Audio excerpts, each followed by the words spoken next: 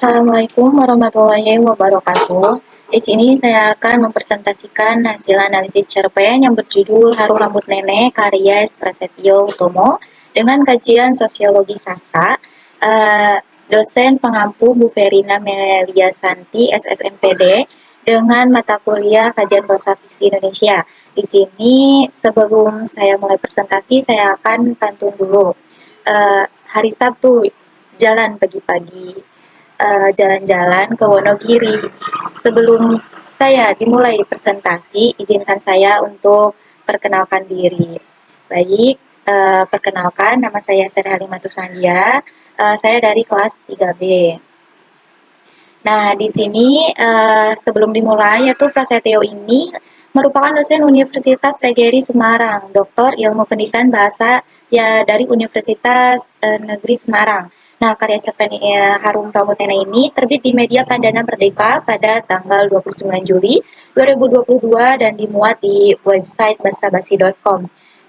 Kemudian untuk sinopsisnya, nah cucu ini terhadap kakek dan neneknya yang tinggal di desa di lereng bukit. Kegiatan seperti menyapu pekarangan, mengumpulkan kelapa, dan mengolahnya menjadi minyak adalah contoh cara hidup sederhana dan berwawasan lokal di desa tersebut. Nah, meski usianya sudah lanjut, sang nenek tetap menjaga wangi rambutnya dengan menggunakan minyak cem-ceman sebagai bagian dari rutinitas perawatan rambutnya. Nah, kakek ini sangat terpukul dengan kematian mendadak neneknya. Kemudian dia mengenang masa-masa yang dihabiskan bersama neneknya yang setia, dan juga terampil mengurus rumah dan mengolah kelapa menjadi minyak goreng. Nah, di sini ada analisis unsur intrinsik, di antaranya ada tema, alur atau plot, tokoh dan penokohan, latar, kemudian sudut pandang, bahasa, dan juga yang terakhir amanat atau moral. Yaitu mengenai kenangan. Nah, cerita ini diawali dengan gambaran hidup di desa yang begitu tenang dan penuh keindahan. Nah, penulis ini melukiskan dengan detail aktivitas sehari-hari di rumah kakek seperti memanjat pohon kelapa, memetik daun pandan, dan menyaksikan pemandangan alam yang indah. Nah, suasana ini menciptakan suasana kenangan yang mendalam.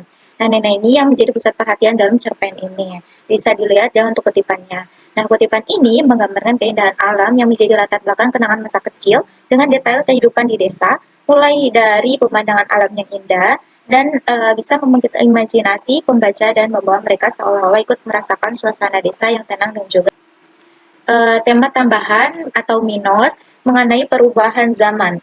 Nah, peristiwa ini tenggelamnya desa akibat pembangunan bendungan. Peristiwa ini menjadi simbol pergeseran nilai, hilangnya tradisi dan ketidakmampuan manusia untuk mempertahankan cara hidup lama di tengah arus modernisasi. Ini secara langsung menggambarkan perubahan drastis yang terjadi. Pembangunan bendungan menyebabkan hilangnya rumah-rumah, desa tempat sang kakek tinggal beserta seluruh kenangannya tenggelam. Selanjutnya.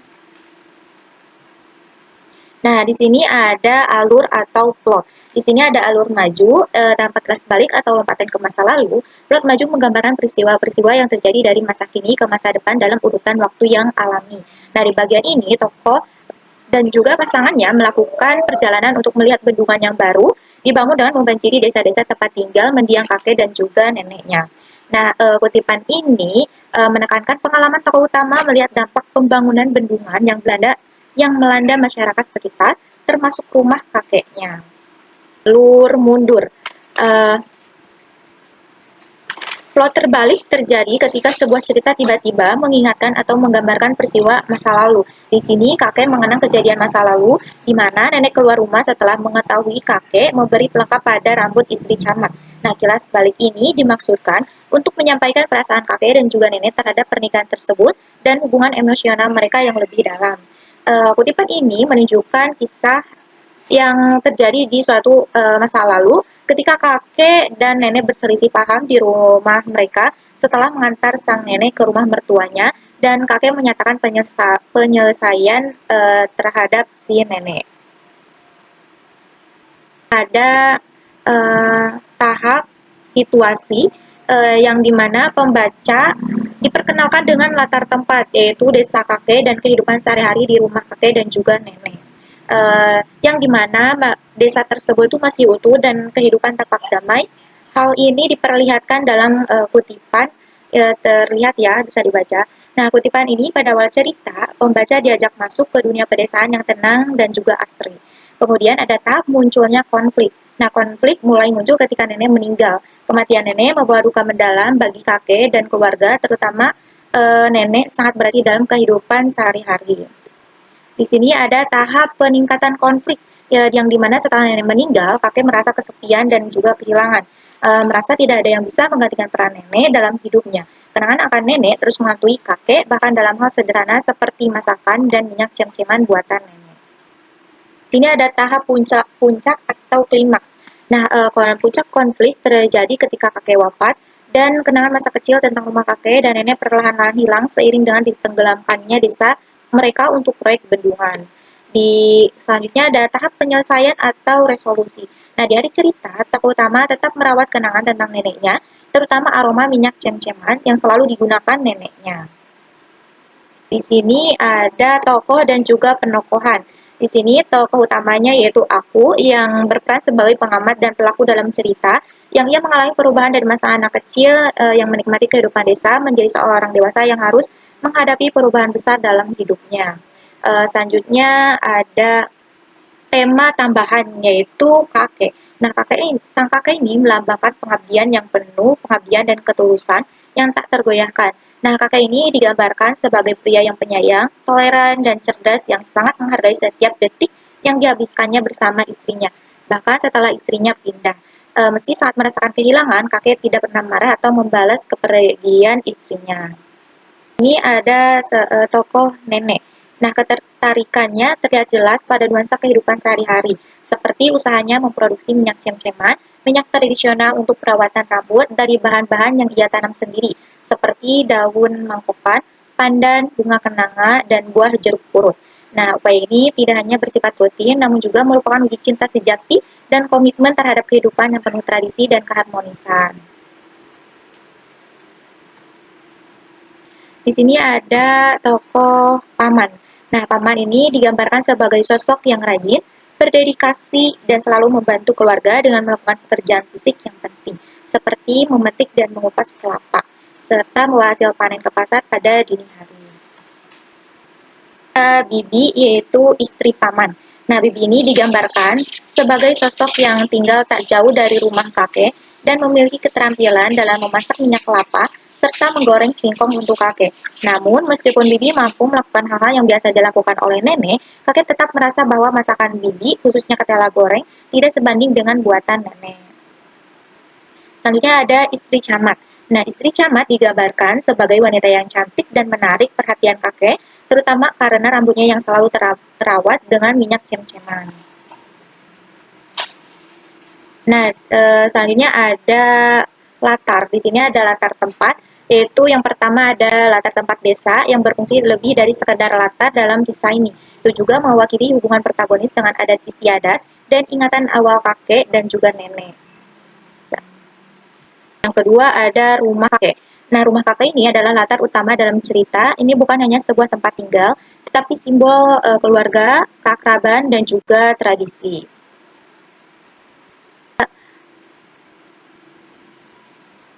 Alam ini tidak hanya berfungsi sebagai latar, tetapi menjadi bagian integral dari kehidupan sehari-hari para karakter dan dalam cerita.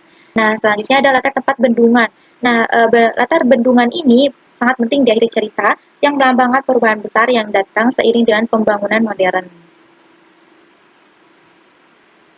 Sini ada latar waktu. Ada masa lalu ketika si narator ini kembali ke masa lalunya yang penuh dengan aktivitas rutin sehari-hari di desa. Salah satunya contoh adalah ketika paman memetik kelapa yang makan selumbat baja. Selanjutnya ada latar waktu masa kini yang dihadapkan pada kenyataannya di mana desa tempat tinggal mereka mengalami perubahan yang signifikan akibat pertumbuhan setelah nenek meninggal dunia tanpa sakit. Selanjutnya ada peralihan waktu. Peralihan antara masa lalu dan masa kini menjadi fokus utama dalam cerita ini. Nah, narator mengingat saat-saat bahagia sebagai seorang anak, tetapi ia juga harus mengakui bahwa banyak hal yang telah berubah seiring berjalannya waktu.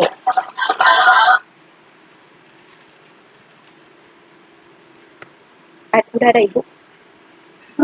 Sudut pandang.